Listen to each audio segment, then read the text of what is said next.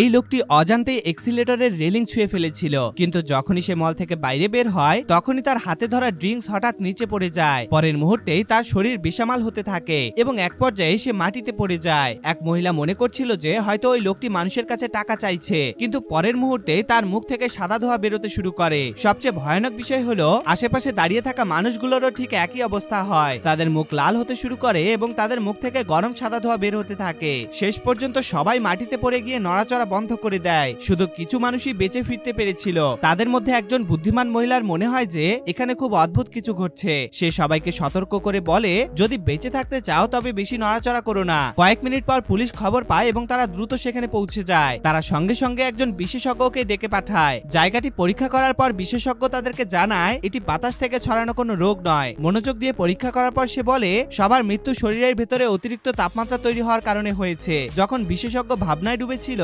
তখনই তার কাছে দাঁড়িয়ে থাকা এক মহিলা ভয় পেয়ে তাকে জিজ্ঞেস করে সেও কি মারা যাবে, কিন্তু দুঃখের বিষয় হলো বিশেষজ্ঞের কাছে এর কোনো উত্তর ছিল না। তখনই তার নজর মহিলাটির আঙ্গুলে থাকা একটি বড় দাগের উপর পড়ে। সে সঙ্গে সঙ্গে জিজ্ঞেস করে এই দাগ কোথা থেকে এসেছে। মহিলাটি তাকে জানায় এটি মলের এসকেলেটর থেকে লেগেছিল।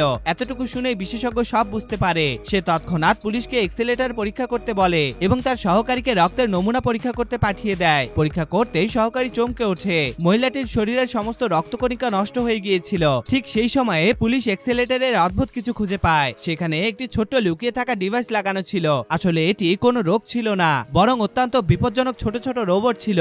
যখনই সেই ছোট রোবটগুলো মানুষের শরীরে প্রবেশ করত তখনই বেশি নড়াচড়া করলে সেগুলো সক্রিয় হয়ে উঠত।